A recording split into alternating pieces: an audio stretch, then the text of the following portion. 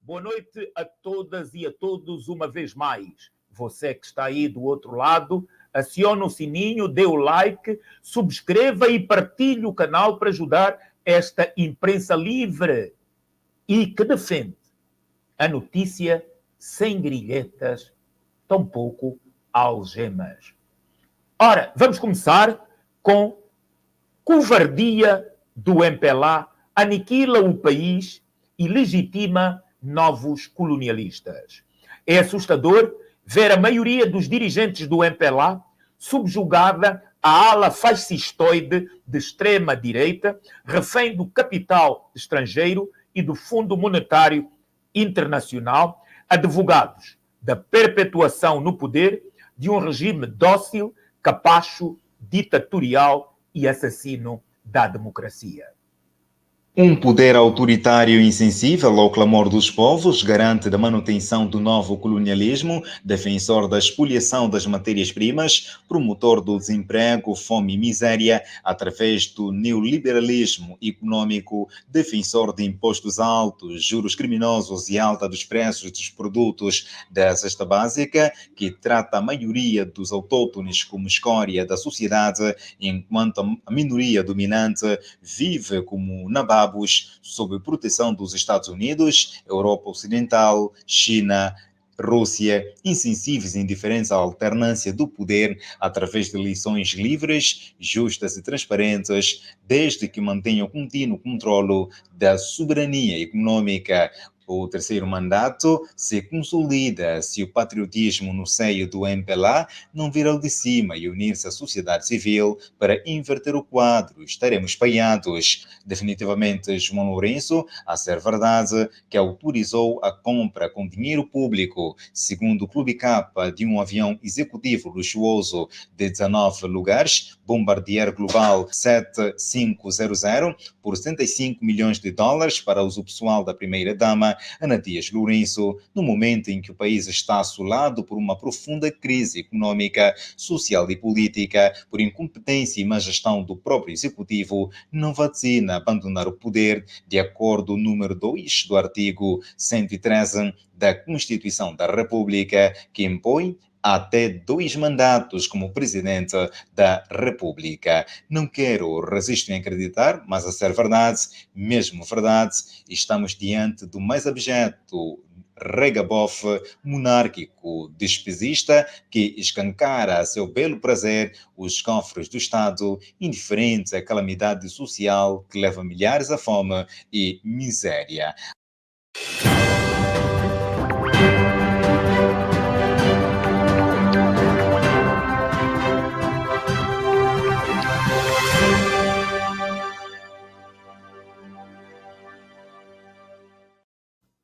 Boa noite, Anselmo. Boa noite, Anastácio Cruz. Antes de entrarmos para o debate com Anastácio, nós vamos pedir a sua opinião sobre a notícia que acabou de escutar. 1 minuto.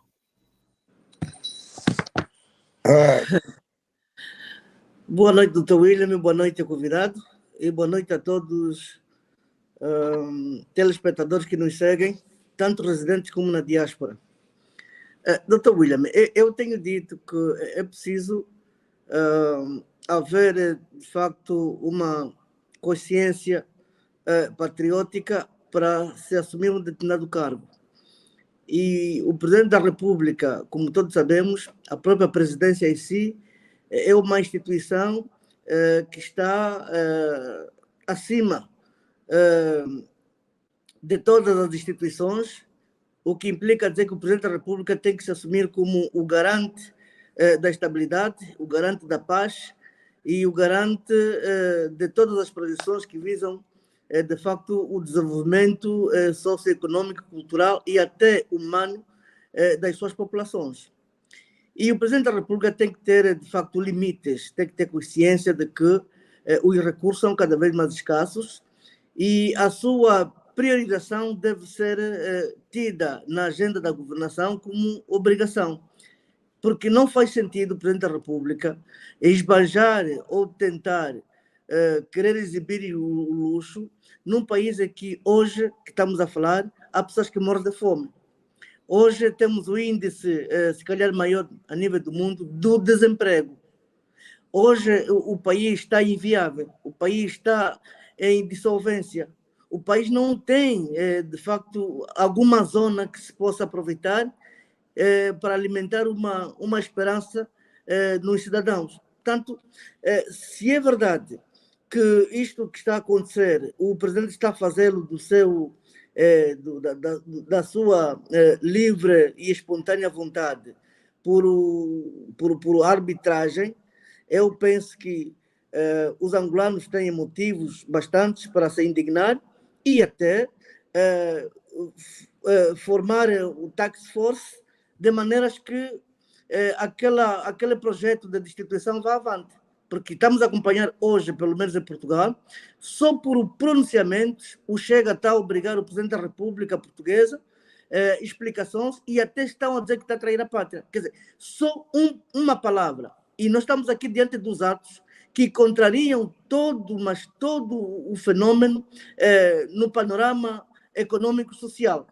Então, eu estou indignado e muito, muito envergonhado por viver num país em que, enquanto os morrem de fome, os outros fartam-se de luxo. Ok, muito obrigado. Anselmo, Europa, já vamos ouvir, vamos ouvir a opinião de Nacho. Nacho, a ser verdade, a compra deste avião, neste momento, como é que tu te sentes? Muito boa noite, vamos dizer, William Tonetti, boa noite, colega de painel e pessoas na rolagem ou aqueles que estão na rolagem a nos acompanhar. Honestamente falando, com esta compra deste o presente, né, desta avionete, assim podemos chamar,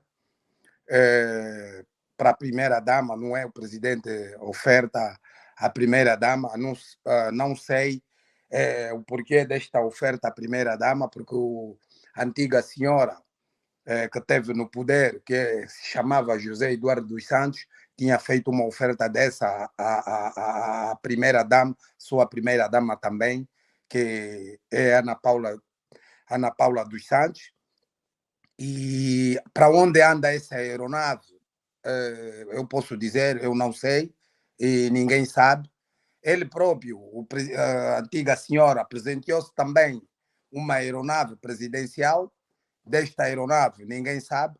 O que se sabe bem, o novo presidente, assim que subiu o poder, também conseguiu ou comprou uma aeronave presidencial para ele próprio. Pronto, é normal num país ou em qualquer país do mundo o presidente ter uma aeronave presidencial, mas já tinha uma outra que ele poderia servir-se desta aeronave para não haver gastos a mais. Então, mas isso não sei se venderam ou se revenderam, ou então está aí feito o museu, essas aeronaves. Sabemos que agora estamos a ver, né? Ela, depois de ir a Portugal e levar uma comitiva para Portugal, que na qual já são gastos a mais, gastos públicos, né? Aquilo saiu já voltamos a esse tema da deslocação a Portugal, era mesmo para ouvir a tua opinião em relação ao avião. A Europa protege ainda mais a liberdade de imprensa. As primeiras regras da União Europeia para proteger os jornalistas e a liberdade de imprensa entram hoje 7 em vigor, visando proibir sistemas de vigilância e obrigando a que se conheçam os donos dos grupos de comunicação social. Como o reino do MPLA não está na Europa, o general João Lourenço pode estar descansado, que liberdade de imprensa não é para aqui chamada. Portanto, o jornalista que refilar, porrada ou tiro no meio da testa, se essa for a melhor opção. Causa, está o novo regulamento da União Europeia sobre a liberdade dos meios de comunicação social, um novo conjunto de regras sem precedentes para proteger a independência e o pluralismo, que entra hoje em vigor e que será aplicado de forma faseada até maio de 2027, com salvaguardas contra a interferência política nas decisões editoriais e contra a vigilância dos jornalistas, indica a Comissão Europeia em comunicado. A lei garante que os meios de comunicação social podem operar mais facilmente no mercado interno e online. Além disso, o regulamento tem também por objetivo garantir a independência e o financiamento estável dos meios de comunicação social de serviço público, bem como a transparência da propriedade dos meios de comunicação social e da atribuição de publicidade estatal, vinca ao executivo comunitário. A entrada em vigor destas, que são as primeiras regras harmonizadas da União Europeia para a independência e pluralismo dos mídias, surge após um aval final dos eurodeputados e a adoção pelos Estados-membros em meados de março passados. A ideia é, então, salvaguardar a liberdade, pluralismo e independência editorial dos órgãos de comunicação social europeus para proteger jornalistas de interferência política e combater todas as formas de pressão sobre os meios de comunicação social na União Europeia. Com a nova legislação, está estipulado que os meios de comunicação social passem a divulgar publicamente informações sobre quem são os seus proprietários e sobre quem beneficia deles, direto ou indiretamente, bem como a publicidade estatal e o apoio financeiro do Estado, incluindo fundos públicos de países terceiros. Em outubro de 2022, a Comissão Europeia, que tem iniciativa legislativa na União Europeia, propôs esta lei europeia sobre a liberdade dos meios de comunicação social, com um novo conjunto de regras e mecanismos comuns.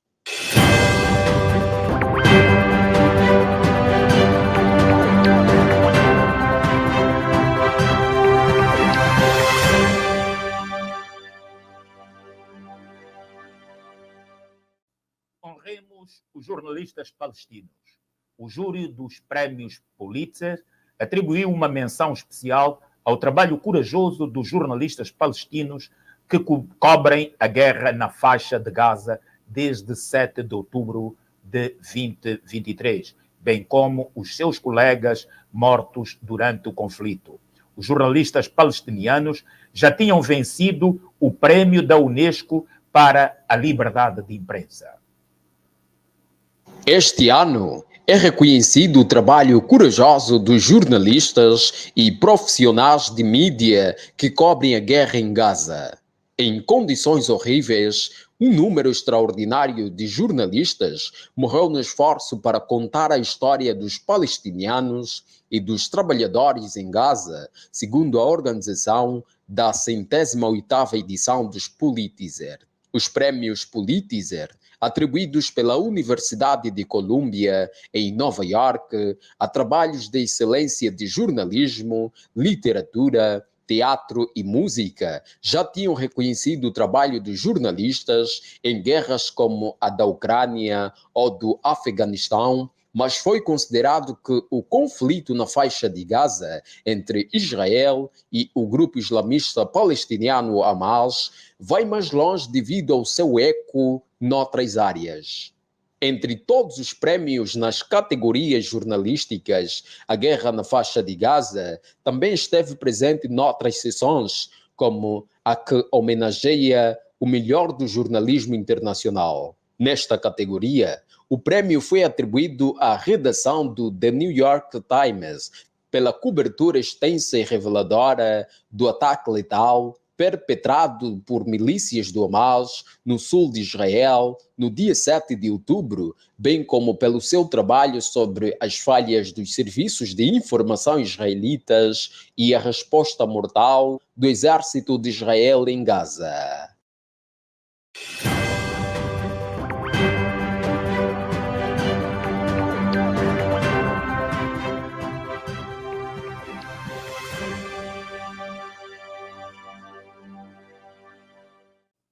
E agora vamos para o outro lado do Oceano Atlântico, onde inundações no sul do Brasil já mataram 86 pessoas. Uma enchente, destruição de barragens, no sul do Brasil está a preocupar o governo central.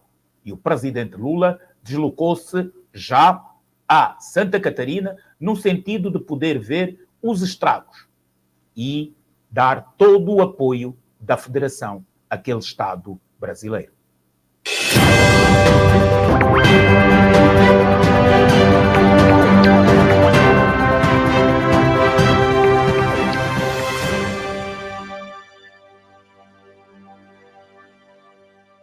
Pelo menos 86 pessoas morreram e 134 estão desaparecidas devido às inundações causadas pelas fortes chuvas no sul do Brasil, anunciaram as autoridades do estado do Rio Grande do Sul em novo balanço. O balanço anterior apontava para 84 mortos e 111 desaparecidos na catástrofe ambiental que se vive em grande parte do estado do Rio Grande do Sul, na fronteira com a Argentina e Uruguai. As autoridades estão a investigar as causas de 4 outras mortes para determinar se estão relacionadas com as chuvas que afetam o sul do Brasil há uma semana.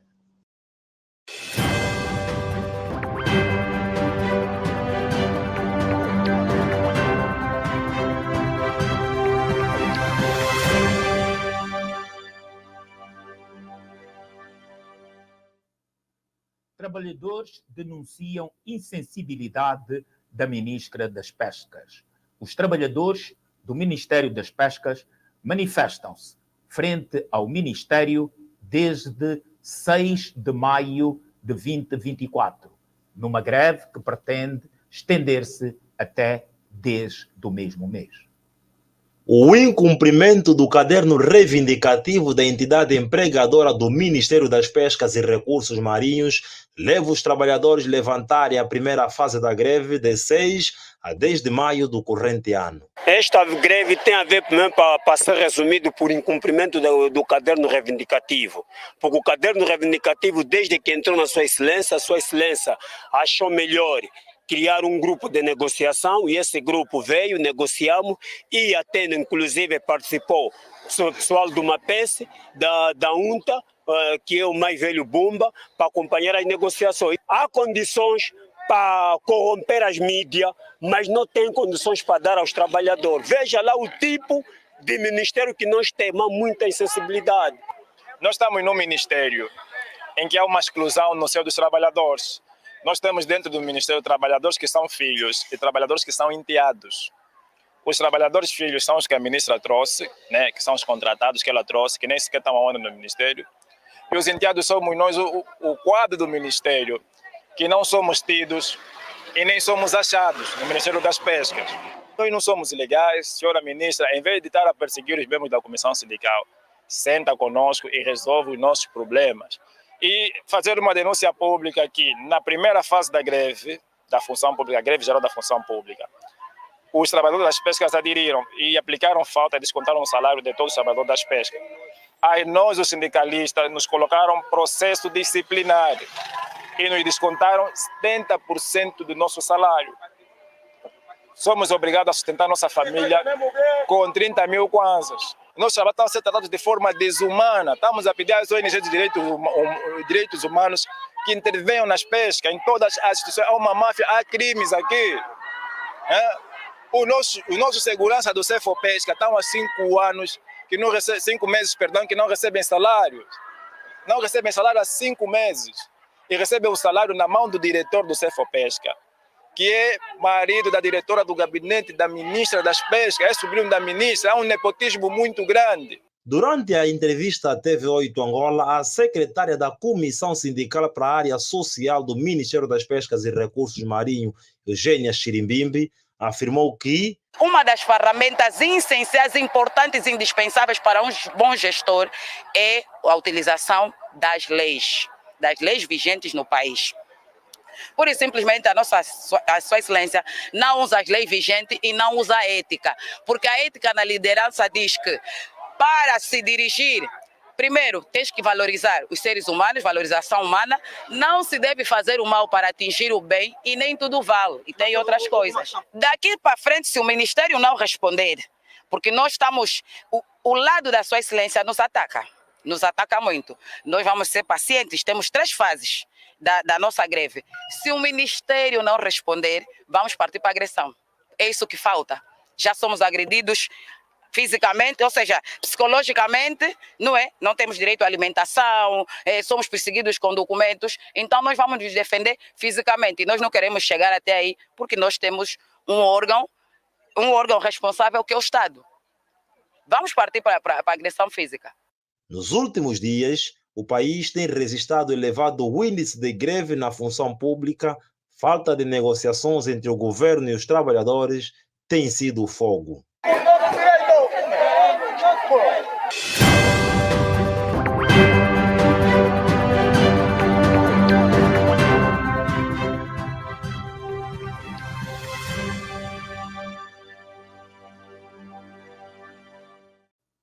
O artigo 51 da Constituição da República de Angola tem como epígrafe direito à greve e proibição do lockout. 1. Os trabalhadores têm direito à greve. 2. É proibido o lockout, não podendo o empregador provocar a paralisação total ou parcial da empresa, a interdição de acesso aos locais de trabalho pelos trabalhadores ou situações similares como meio de influenciar a solução de conflitos laborais. Número 3. A lei regula o exercício do direito à greve e estabelece as suas limitações nos serviços e atividades considerados essenciais e inadiáveis para ocorrer a satisfação de necessidades sociais impreteríveis. Anselmo, como é que vês esta greve de trabalhadores das pescas num país com mais de 1000 de costa, onde não há peixe, e venderam os nossos mares à comunidade europeia e chinesa? Quer dizer, hoje o peixe em Angola, o Nacho não deverá saber, e ele vai dizer aqui a bocado, está mais caro que a carne e não há peixe. Bom, comecemos de facto do princípio. A greve é legítima e é legal. E o trabalhador tem de facto o direito de se manifestar sempre que as circunstâncias o exigirem. E neste caso, há uma razão de sobra para que os trabalhadores possam fazer greve, porque, segundo os relatos que acompanhamos agora, eu penso que há uma incapacidade das pessoas que dirigem os setores de lidar-se com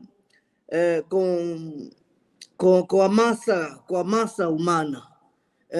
E essa coisa de trazer pessoas para a estrutura e que essa pessoa depois também traga os seus, isto é que, de facto, nos últimos anos destruiu aquilo que nós chamamos de setor público. O setor público ficou, de facto, destruído por esses comportamentos, porque pessoas aficionadas pela profissão e aquelas que sempre lidaram com os instrumentos na gestão da coisa pública são sempre preteridas. Essa questão da conveniência, esta questão da militância, destruiu, de facto, o aparelho do Estado em termos de funcionalismo público. E aquilo que estamos a ouvir, tanto pelo senhor que estava a falar, como, e mais grave, a senhora, parece que é a secretária do sindicato, eu penso que era a altura de alguém meter ordem na casa. Porque isto vai mesmo, de facto, acabar por agressão física. E com justa razão. Por que razão, desculpe a redundância, que um setor como as pescas esteja a ser, de facto, desfalcado, esteja a ser empobrecido, enquanto os nossos recursos marinhos estão a ser vendidos aos baratos para o estrangeiro? Por quê? Portanto, o presidente... Nacho Cruz, qual é a tua opinião de haver esta greve num setor que tem o PIB em cima do mar. Mais uma vez, chefe indígena, com relação a essa situação, posso dizer que é falta de incompetência, mesmo a pura incompetência do presidente da República e aqueles que rodeiam, vamos assim dizer, o presidente da República, e com todo o respeito, João Lourenço, poderia aprender muito mais sobre essa situação de gestão, vamos falar juridicamente falando, não é? Que tinha que aprender muito mais de gestão de um país, porque se assim for, eu não sei em que lado ou em que sítio vamos parar, porque nós saímos do céu para o inferno. E sendo isso um país com a riqueza de peixe que tem, o mar que tem, e estamos a comer a tal chamada, que é a mitra, e hoje chamado o cu de galinha, e cabeças de peixe com garras, que já os, digamos, empresários estrangeiros, né? Porque posso dizer, não são angolanos, são mais na sua maioria estrangeiros, da onde não sei, mas estão a ir buscar esse tipo de alimentação para o povo, porque viram que esse povo tem fome e tudo eles vão comprar. Cabeças de peixe com garras, mitras, que são os chamados cu de galinha, que nossas mães, nós vimos a crescermos, a cortarem aquilo e deitarem fora. Ninguém come, porque aquilo é cheio de banho até. Eles estão a cortarem aquilo e pronto, embalo. Nacho, mas é cu de galinha jardado, não é? Eu acho que sim. É jardado. Eu acho que sim, porque são muito grandes demais para nós vermos que uma galinha não tem aquele tamanho, não é? E vimos assim nos sacos que realmente há jarda ali, aí dentro, que é para então ter. Mas eu não sei, porque também ninguém vai comprar, porque está 9.500 uma caixa daquela. Eu só posso 800. Dizer que. Desculpa. 9.800, então assócias também no tal cujardado de galinha, chefe indígena. Só podemos dizer isso. Que até... Sim? Sim, para terminar, pode dizer isso. E aí, para terminar, eu não sei, com essa situação que o país tem, e novamente repito, o presidente, esses gastos excessivos que está a fazer de viagens e por aí fora, e se realmente importa na mesa do cidadão angolano dessas viagens na qual ele, sei lá onde é que ele vai, o que é que ele faz, porque alguns dos intelectuais, podemos assim chamar, podem aperceber-se talvez de que ele foi fazer na China, ou aqui na Coreia, o que ele foi fazer nos Estados Unidos. Mas a população, nem todos têm uma internet para poderem perceber e ouvir e ouvirem o que o presidente foi fazer. Então, são gastos excessivos que o presidente da República está a fazer, que nem o presidente antigo, fez. E nós vamos buscar o presidente José Eduardo dos Santos, quer dizer, ele mantinha mais no país do que esse tipo de viagens, conforme esse presidente, na qual nós temos, João Lourenço, está a fazer. Sem me alongar. Já voltamos, Malundo, falta de peixe, os trabalhadores indignam-se, a ministra tem a família no ministério e, afinal, isto é o regabof, né? Falou-se tanto de nepotismo do Zé Eduardo e, afinal, nada mudou, pelo contrário, triplicou. Boa noite, Dr. William. Boa noite, Anselmo. Boa noite, Nacho. Tá de parabéns. O teu processo foi arquivado. E boa noite a toda a família angolana. Isto do peixe, ou não existência do peixe em Angola, isto é uma anedota, Dr. William Tené. Vê lá a dimensão do nosso país. Nós temos o mar. Quantas províncias de Angola temos mar? Em Cabinda, Luanda, Soio, ou Banza Congo, Benguela e Moçambique. Eu não sei como é que em Angola não há peixe. Em Angola não temos peixe por alguma razão. E as políticas que o nosso governo tem vindo a adotar é que fazem com que nós venhamos estar nesta situação. O ministro ou a ministra das pescas deve ser responsabilizada, tal como todos aqueles que não cumprem aqui por aquilo que foram os cargos que lhes foi confiado, e nós estamos aqui a depender do Ocidente ou do frango da Europa, ou cu de galinha, não é? Olha, a minha câmera está fusca, peço desculpas. Estamos a depender de carne, frango e carne importada, quando nós poderíamos ser autossuficientes. Tens que dizer sempre, não te esqueças que o MPLA gosta das jardadas nos seus comícios. E não ficava bem estar a vender cu de galinhas normais. Então, até porque essas galinhas parece que já não tinham rabo. Então teve que jardá-las, não é? Senão estás a tirar o mérito, não é? Ao inventor. Deve ser algum inventor que está num gabinete refrescado lá no Kremlin. Eu já fiz várias denúncias sobre o frango jardado, ou acho que o doutor Olantone chama, eu chamo cu de galinha, inflamado. Pronto, na Holanda, Holanda é um país onde eu tive contato direto com pessoas que enviam, ou naquela altura enviavam frango que na Holanda já não era de consumo da população. Eles disseram: este frango vai para Angola.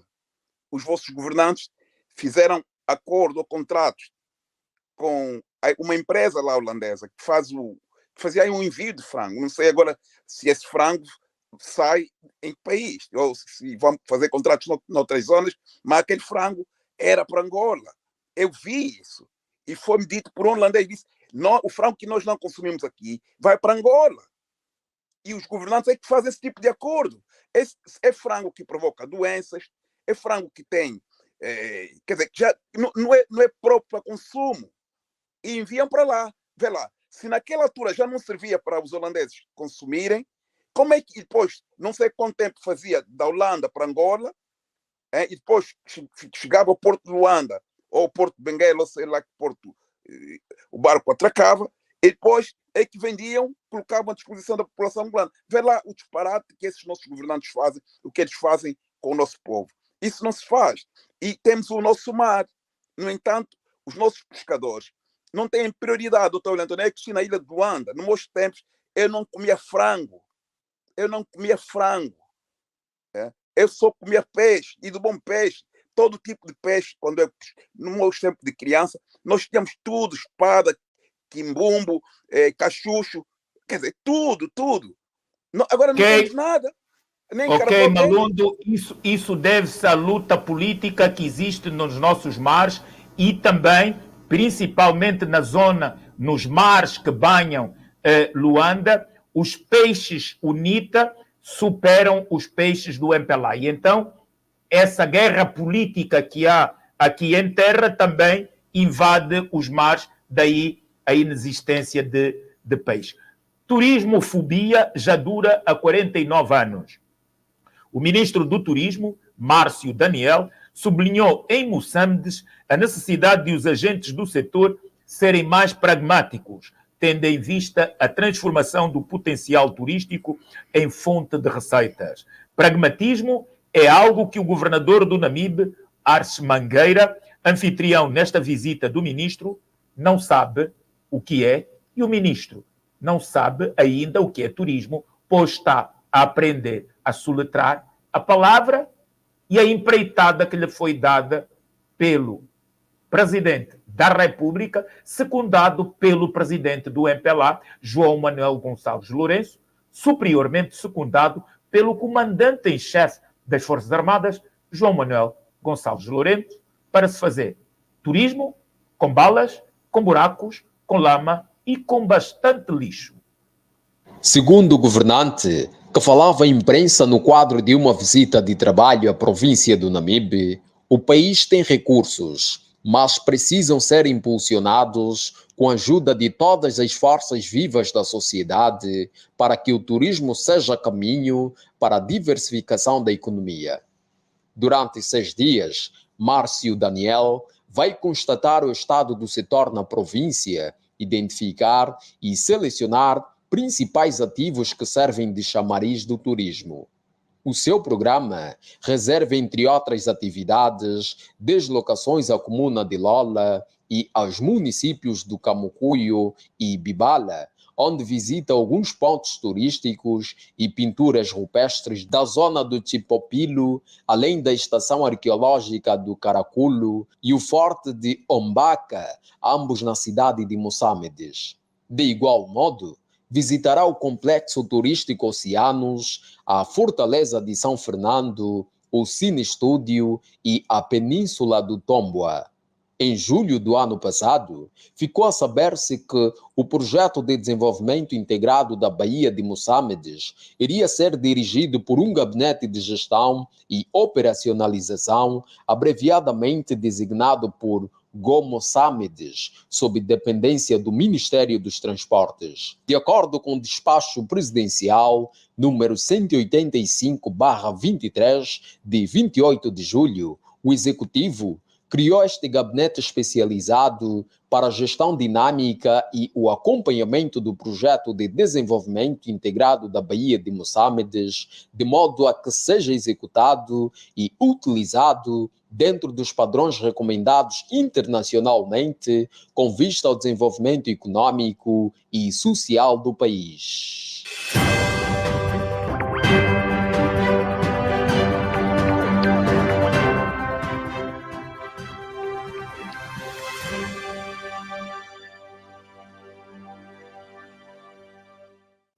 Então, Anselmo, vamos finalmente ter turismo. Descobriu-se o caminho marítimo para o Ambo, não é? Depois vai haver uma ligação e já não vai haver falta nem de turistas, nem de peixes no Planalto Central. Bom, Dr. William, nós temos falado repetidas vezes sobre esse tema, mas há uma questão que eu gostaria de colocar como um desafio para esses governantes. Isto é utopia ou é estupidez? Porque me parece que eles estão a trazer para o debate público algumas narrativas que, na minha forma de ver, não fazem sentido. Não faz sentido a partir do momento em que o governante tem um desafio, tem uma responsabilidade, desde logo para organizar, estruturar e fazer funcionar a comunidade que ele gere. Porque o turismo não é só acordar e falar do turismo, cantar turismo. O turismo tem que ter bases. E a base do turismo é o quê? É a organização. A base do turismo é o ordenamento. A base do turismo é, de facto, criação de condições humanas e habitáveis. Porque você sempre que acorda, tem ao seu redor um conjunto de desafios e que não consegue fazer, não consegue satisfazer, não pode falar do turismo. Nós estamos a falar de coisas básicas. O turismo não é algo que tem que cair do céu. É um processo, é um resultado, é uma matéria consolidada que depois se traduz em consumo das pessoas. Porque eu não vejo esse país a me falar do turismo quando não fazem nada todos os dias. Vejamos como é que estão as nossas vias de comunicação, as estradas. Como é que estamos os tais serviços, hotéis, restaurantes. Nós não temos nada. E o ministro que agora foi impulsado a fazer esse périplo, a fazer estes passeios, eu penso que isso é uma perca de tempo. Ele devia sentar no gabinete para começar a desenhar aquilo que ele tem que emanar e tem que determinar para que os governos das províncias façam, que as administrações façam. Porque isto é uma brincadeira, estamos aqui a falar de uma coisa que, do ponto de vista objetivo, não existe. Isto é uma estupidez, estarmos a falar da mesma coisa quando nós sabemos que não existe nada. Quer vender banha de cobra quem, afinal? Nacho também considera a mesma coisa? Sim, corroboro aí com o Mano Anselmo. Sim, com o Mano Anselmo, que realmente, pronto, né? É isso que ele acabou de dizer e eu realmente estou de acordo com eu subscrevo a isso que ele disse, acabou de dizer, da situação em causa. Realmente, chefe indígena. Sim, senhora, concordo com isso. Malundo? Sim, eu também concordo, né? Estamos todos de acordo, porque como é que a gente vai falar e promover turismo num país desorganizado? Num país onde a corrupção é o pão doce de cada dia. Você não pode falar em turismo num país, quer dizer, que não tem o mínimo e as mínimas condições. Não há condições, a internet não funciona. Os turistas gostam de ir nas matas. Eu falei anteontem em trilhas. O turista não vem para Angola para ver prédios bonitos. O turista vem à busca daquilo que não existe nos seus países. Eles pensam que fazer turismo é lá ir à marginal de Luanda. Os turistas gostam de praia, os turistas gostam de florestas, os turistas querem ir lá nas zonas virgens. É isso que esses senhores devem entender. É isso que eles devem entender. Por exemplo, os turistas lá noruegueses, onde só faz frio, eles querem ir sentir o calor de África, porque é diferente. A temperatura é diferente. Querem sentir o calor humano, querem ter contato com as pessoas, querem ter contato com as mumuilas. É isso. Agora, quer dizer, com as danças, com as nossas danças, com as nossas tradições, a nossa comida. É isso que o Dr. William tem dito. Agora, não esconderem ou ocultarem as nossas tradições e pensarem que o Ocidente está aí, os ocidentais vão para lá para verem ou comerem a comida que eles já comem aqui, isso nunca vão atrair turistas. Os turistas querem algo diferente. Por isso é que eu falo em inovação e criatividade. Mas, pelos vistos, eles não querem e não sabem como fazer isso. E também nem tem casa de câmbio, Dr. William António. Até vocês querem turistas em Angola, nem conseguem pôr casa de câmbio aí. Como então? Tirando a Western Union, o que é que vocês querem? O problema nem é as casas de câmbio. É, ao descer no aeroporto, não existir papel higiênico para os senhores, depois de acabarem as necessidades, limparem-se, né? E muitas vezes têm que fazê-lo com as meias, os homens, se tiverem meias, se não deixam a cueca, e as senhoras, regra geral, deixam as cuecas no tambor de lixo, porque não há papel higiênico. Isso para já é um bom chamariz para o turismo, não é? E as revistas que fazem as malas dos turistas, de qualquer cidadão, de qualquer pessoa que vá para Angola, tem que revistar as malas. Acha isso certo? Quer dizer, você tem que abrir. Eu nunca não, vi isso é que o turismo selvagem excita logo quem desembarca nas nossas fronteiras. Bom, mas a Frelimo destaca a aposta jovem na escolha de Daniel Chapo. Finalmente acabou a especulação, Nhussi vai mesmo sair, pelo menos vai poupar-nos de continuarmos a ouvir o presidente Filipe Nyusi. De facto, ele é um bom autor, devia ser comediante de profissão, ao invés de presidente da República, mas foi uma escolha livre da Frelimo. Os ganhos da sua governação foram bastante poucos e agora aposta-se pela primeira vez num dirigente do centro do país. Dos 5, todos do MPLA de Moçambique, todos os 5 presidentes que teve Moçambique eram do MPLA de Moçambique. Oxalá essa recusa de um terceiro mandato possa influenciar a Frelimo de Angola a também fazer o mesmo e passar o poder. O ditador de 38 anos saiu pelos próprios pés. Foi ele que decidiu entregar o bastão. Será que é mesmo verdade o que estão a dizer, que o presidente João Manuel Gonçalves Lourenço, aconselhado pelo presidente do MPLA, João Manuel Gonçalves Lourenço, secundado pelo titular do Poder Executivo, João Manuel Gonçalves Lourenço, tem a apetência de não cumprir a Constituição e perpetuar-se no poder? Eu não acredito, mas também, pelo andar da carruagem, já não duvido. Mas a hora é que Moçambique já deu o exemplo. O atual governador de Inhambane, Daniel Chapo, de 47 anos, é o candidato da Frelimo às presidenciais. Membros do partido no poder em Moçambique consideram que a escolha corresponde às expectativas de um eleitorado mais jovem. É muito importante a decisão que a Frelimo tomou, vai marcar a diferença, porque a maioria do eleitorado revê-se no nosso candidato. É um candidato que tem uma idade com muita energia, portanto, é mesmo uma renovação que veio para marcar as próximas eleições. É importante que toda a juventude reflita nesta aposta que a Frelimo fez para os próximos anos. Declarou a comunicação social Celson Correia. Frisou ainda o membro da Comissão Política da Frente de Libertação de Moçambique, Frelimo, depois do encerramento da sessão na escola do partido, na Matola, nos arredores de Maputo.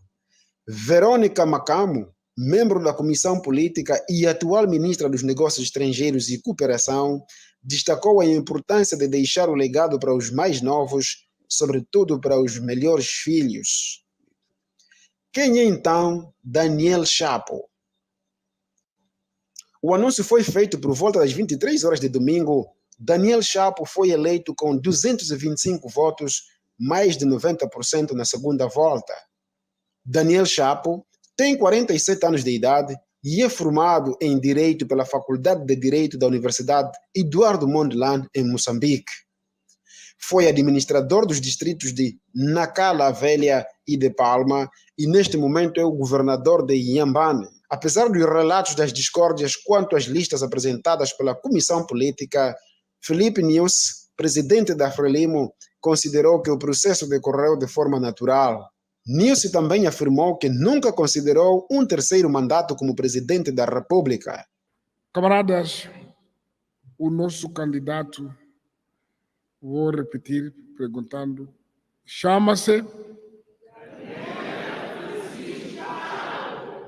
Terminou a novela de especulações, ou não é? Incluindo a especulação do terceiro mandato.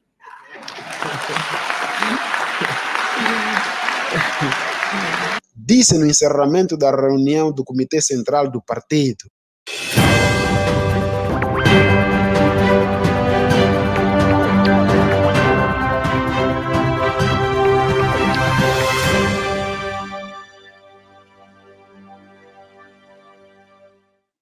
E então, rapidamente, a tua opinião sobre Chapo, o menino que veio do centro de Inhambane, formado em Direito. Não se lhe conhece ainda grande oratória e capacidade mobilizativa. Mas é algo que os partidos no poder, em Angola e em Moçambique, desdenham. Porque têm uma máquina que é capaz de transformar o mais em menos. Anselmo, rapidamente, 30 segundos. 30 segundos. Não, isso tem duas partes. Tem duas partes distintas. A primeira é esta, em que é um jovem e conseguiu passar pelo crivo e foi eleito numa disputa, penso, a 2. Isto é positivo para nós que somos, de facto, amantes da democracia e amantes da renovação, inovação e progresso. Agora, o outro lado, que também não deixo de referir, é este que o Dr. William acaba de dizer. Quer dizer, ele já vai entrar na caixa da formatação, porque essas escolas maoístas têm, de facto, este mau hábito. Agora mesmo já estão a começar que é o candidato, é o jovem, é o tal, começa a trazer currículos e consigo as bajulações também começam a entrar. Portanto, tão logo, este menino vai perder reflexo, vai perder ideias e vai ter que se conformar com aquilo que o sistema lhe manda. É aí onde reside a minha infelicidade sobre a situação de Moçambique. Portanto, de um lado tem esta vantagem, que saiu o tambor, e agora está a entrar, de facto, alguém com uma estatura aceitável, mas não fará nada de diferente que sirva aos moçambicanos, porque o sistema rapidamente vai o absorver. Este é o grande desafio para Moçambique. Oxalá que a oposição tenha, de facto, capacidade para poder aproveitar este deslize, este desgaste de 50 anos também no poder. Tanto, enquanto for o Partido Frelimo vestido de vermelho, Moçambique não vai ter também muita coisa de inovação. Isto é um facto. Agora, que houve de facto uma revolução também na estrutura, Moçambique também já nos habituou, que ainda temos lá pessoas vivas que serviram o país, é um dado positivo, só que não inovam. Aquilo, como alguém dizia, os tipos não mudam. Nacho, tens esperança que isso contamine Angola? Bem, o que eu posso dizer, chefe indígena? Para mim, ouvir isso é bastante prazeroso e que apaz-me piamente, que eu posso assim dizer, que os ditadores estão, afinal de contas, a entender a comunicação da juventude e assim vamos ver então, ou esperar que Angola siga esse exemplo. Porque nós ouvimos o próprio Yunce a dizer que é intenção e também ouvimos na rádio, podemos dizer, na rádio essencial, foi na LAC até, se a memória não me falha, o Rui Falcão, que deu o peito à bala e a dizer que, bem, nunca falaram lá no Kremlin sobre um terceiro mandato. Isto é conversa de bares, é conversas de esquina. Então, portanto, vamos esperar que o João Lourenço, então, venha também com um tipo de discurso desta natureza do Yunce, que é o presidente de Moçambique. Gostei e realmente parabenizo o presidente de Moçambique, dar a oportunidade a um jovem que talvez possa mudar o caminho de Moçambique, quer dizer, dos moçambicanos. É tudo, chefe indígena. Ei, Malundo. Bem, em primeiro lugar, eu não sei se o Chapo foi eleito ou escolhido. Todos sabemos que nesses partidos eles dizem que as pessoas são eleitas, mas no fundo acabam por ser escolhidas pelo Conselho. Há sempre um conselho restrito de pessoas. Em Angola temos o Biro Político, em Moçambique também eu acho que a Frelimo deve ter o seu Biro Político, e ali é onde fazem as